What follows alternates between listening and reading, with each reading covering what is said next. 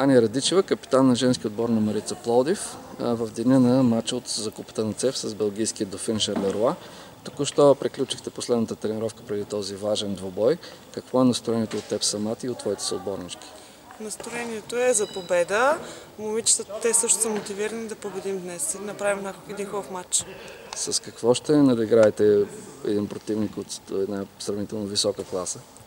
Според мен това, че колектива и мотивацията на отбора е за победа, ще е най-добрият ни кос. Чувствате ли се подготвени чисто спортно-технически за този матч? Да, тренирали сме, ходихме на много лагери и мисля, че сме готови.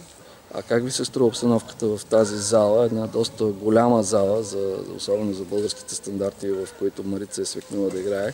Тук е зала за 6500 човека, в същото време сравнително тъмна.